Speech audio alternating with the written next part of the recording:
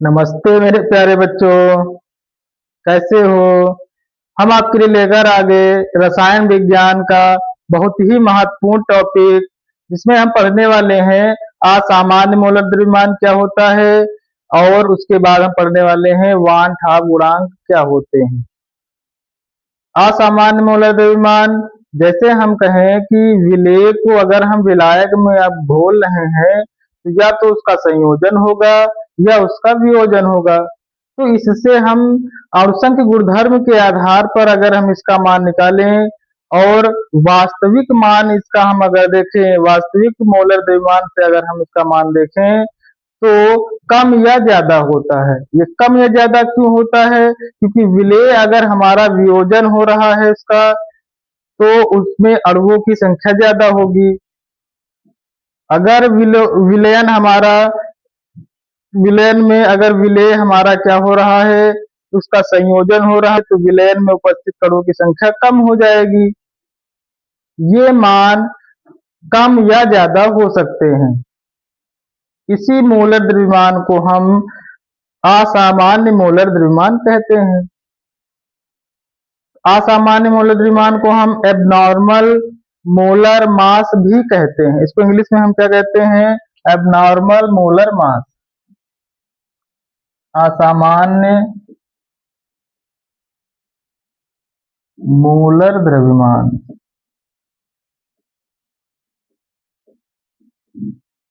क्या होता है? Abnormal molar mass.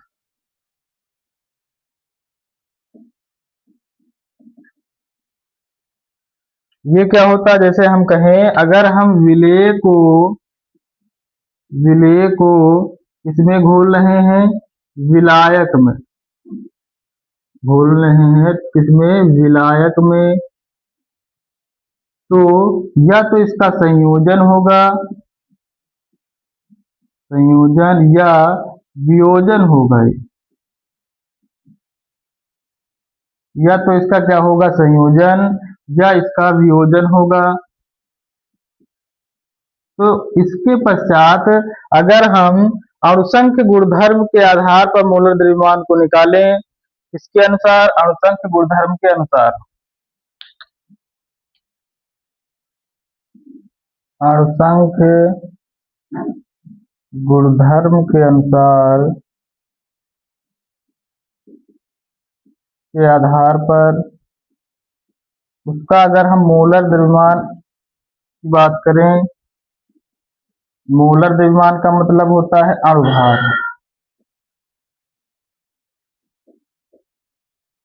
इसके वास्तविक अणुभार से, इसके वास्तविक अणुभार से कम या अधिक मान आता है। मान क्या आएगा? कम या अधिक आएगा। इसकी अपेक्षा अणुसंख्य गुणधर्म के आधार पर अगर मौलिक द्रव्यमान निकालें और वास्तविक अणुभार से क्या आएगा? ये कम या ज्यादा ही आएगा। ये क्या होते हैं? कम या ज्यादा कब आएगा? कम कब होगा? जब उसका संयोजन होगा। ज्यादा कब होगा? जब उसका वियोजन होगा। अगर संयोजन हो रहा है तो विलयन में उपस्थित कणों की संख्या क्या होगी? कम। कणों की संख्या क्या होगी? कम। और वियोजन हो रहा है तो विलयन में उपस्थित कणों की संख्या ज्यादा हो जाएगी। कणों की संख्या क्या हो जाएगी? ज्यादा। और इसमें हो जाएगी कम। जब हम विलेय को विलायक में घोलते हैं, तो या तो उसका संयोजन होगा या उसका क्या हो जाएगा? वियोजन हो जाएगा। इस आधार पर अगर हम देखें तो अणुसंख्य गुणधर्म के आधार पर अगर मौलिक द्रव्यमान निकालें या अणुभार, तो उसके वास्तविक अणुभार से कम या अधिक मान आता है। यही क्या कहलाता है? ये मान कम ज्यादा कब आएगा? जब संयोजन होगा तो कणों की संख्या कम हो जाएगी। जब वियोजन होगा तो कणों की संख्या विलयन में उपस्थित कणों की संख्या ज्यादा हो जाएगी। तो यही मोलर द्रव्यमान असामान्य मोलर द्रव्यमान कहलाता है। तो क्या कहोगे, असामान्य मोलर द्रव्यमान क्या होता है?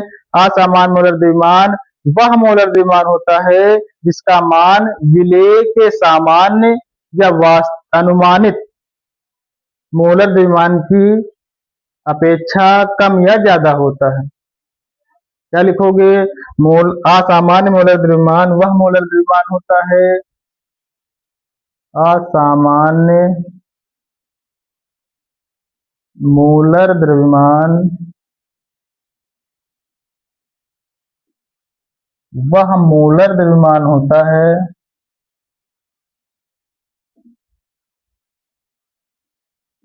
वह मोलर द्रव्यमान होता है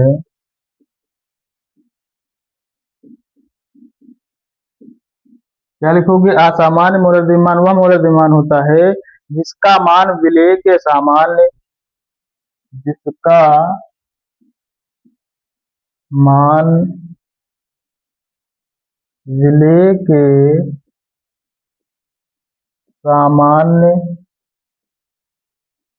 या परिकलित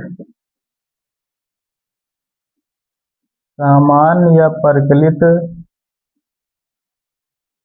मान से कम या अधिक होता है।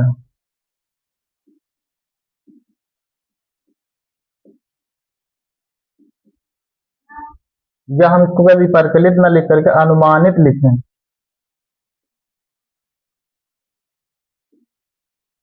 अनुमानित कम या अधिक होता है। तो ऐसे मोलर द्रव्यमान क्या कहलाते हैं? असामान्य मोलर द्रव्यमान कहलाते हैं। क्या लिखोगे? अनुमानित मान या कहें अनुमानित मोलर द्रव्यमान की अपेक्षा क्या होते हैं? मान की अपेक्षा, यहाँ पर मान लिख लीजिए, इसका मोलर द्रव्यमान मोलर द्रव्यमान की अपेक्षा कम या अधिक होता है।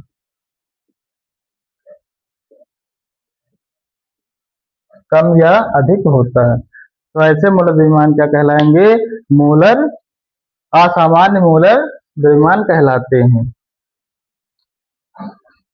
असामान्य मोलर द्रव्यमान वह मोलर द्रव्यमान होता है जिसका मान विलेय के सामान्य या अनुमानित मान कहें या मोलर द्रव्यमान की अपेक्षा कम या अधिक होता है। ऐसे द्रव्यमान क्या कहलाएंगे? असामान्य मोलर द्रव्यमान कहलाते हैं। अब इसके बाद हम पढ़ेंगे वांट हाफ गुणांक।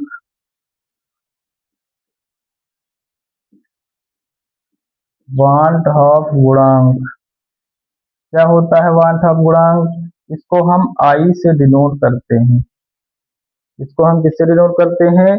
आई से डिनोट करेंगे। इसी के आधार पर वांट हाफ ने असमान मोलर द्रव्यमान की आधार पर वांट हाफ गुणांक ने एक सूत्र प्रस्तुत किया, जिस सूत्र को हम कह देते हैं वांट हाफ गुणांक आई। मतलब अगर हम देखें विलयन में उपस्थित प्रेक्षित अणुसंख्य गुणधर्म तथा परिकलित अणुसंख्य गुणधर्म का अनुपात क्या कहलाता है? वांट हाफ गुणांक कहलाता है। क्या लिखोगे? इसकी परिभाषा में अगर हम देखें तो क्या लिखोगे? किसी पदार्थ के अणुसंख्य गुणधर्म में क्या लिखोगे इसकी परिभाषा? किसी पदार्थ के अणुसंख्य गुणधर्म में अणुसंख्य गुणधर्म में प्रेक्षित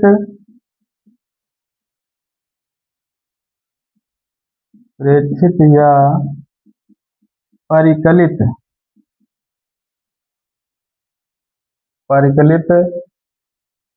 अणुसंख्य गुणधर्म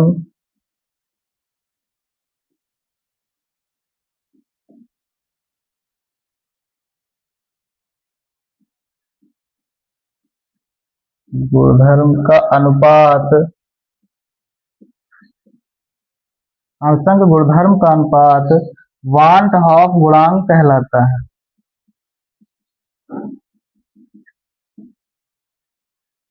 आई कहलाता है। या हम इसको अभी कह सकते हैं, जो अणुसंख्य गुणधर्म से, या हम कह दें संयोजन या वियोजन के पश्चात, अगर विलेय का संयोजन हो रहा है या वियोजन हो रहा है, तो उसके पश्चात कणों की संख्या या उसके पूर्व कणों की संख्या का अनुपात भी हम वान हाफ गुणांक को प्रदर्शित करते हैं। प्रेक्षित के स्थान पर आप क्या लिख लीजिए, पश्चात कणों की संख्या। पश्चात कणों की संख्या। परिकलित के स्थान पर आप लिख सकते हैं पूर्व कणों की संख्या।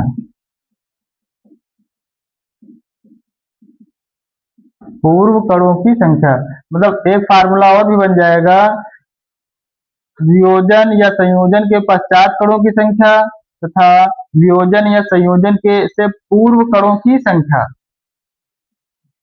पूर्व कणों की संख्या, पूर्व का मतलब पहले कणों की संख्या का अनुपात वान हाफ गुणांक कहलाता है। तो फार्मूला कैसे लिखोगे, आई बराबर विलयन में, विलयन के,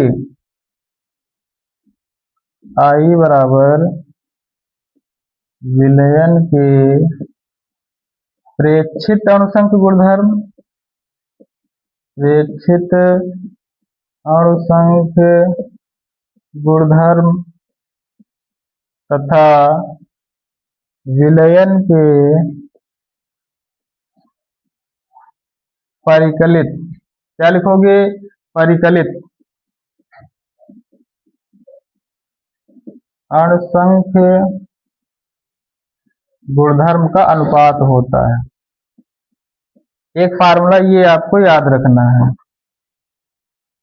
इसको बॉक्स में बंद कर लें ताकि कीड़े न लगे।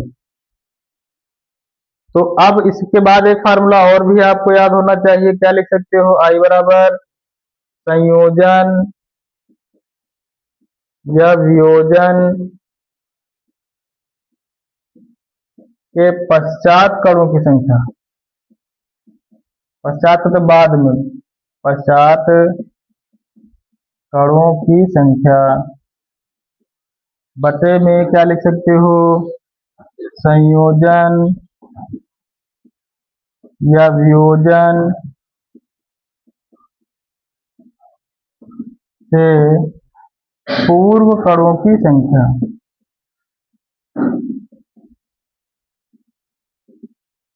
पूर्व कणों की संख्या, एक फार्मूला ये लिख लीजिए और इसको बॉक्स में बंद कर लीजिए ताकि कीड़े ना लगें। आप लोग याद रखें क्या होता है अणुसंख्य वान हाफ गुणांक, वियोजन विलयन के प्रेक्षित अणुसंख्य गुणधर्म तथा उस विलयन के परिकलित अणुसंख्य गुणधर्म का अनुपात वान हाफ गुणांक कहलाता है। परिभाषा याद रखिएगा। अगर हम कहें किसी विलेय का, ये विलेय है, विलेय का मान अगर विलायक में क्या हो रहा है, या तो न तो संयोजन हो रहा हो, न संयोजन हो रहा हो और ना ही क्या हो इसका वियोजन, ये पॉइंट याद रखिएगा। तो आई का मान 1 के बराबर हो जाएगा। आई का मान किसके बराबर होगा, 1 के बराबर होगा। अगर उसका मान वियोजन हो रहा है, वियोजित हो रहा है, वियोजन हो रहा हो अगर विलेय का, तो आई का मान क्या होगा।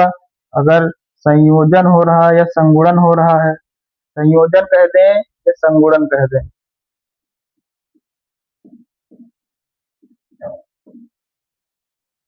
संगुणन, यहाँ पर संगुणन लिख लीजिए।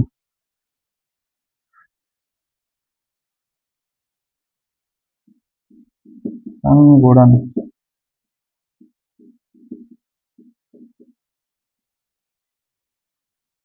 संगुणन हो रहा हो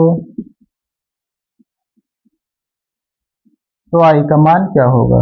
अगर वियोजन हो रहा है तो आई का मान 1 से ज्यादा होगा, क्योंकि इसमें क्या होता है, विलेय के अणु की संख्या ज्यादा होती है। विलेय के कणों की संख्या ज्यादा होती है, ज्यादा होगी। इसमें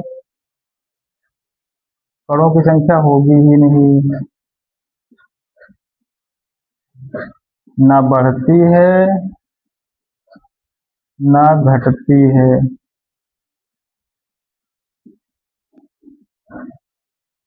ये संगुणन हो रहा है तो आई का मान 1 से ज्यादा होगा। 1 से क्या होगा, 1 से कम होगा। आई का मान 1 से क्या हो जाएगा, कम। इसमें 1 से क्या हो जाएगा, ज्यादा। इसमें क्या हो रहा है, विलेय के कणों की संख्या कम हो रही है।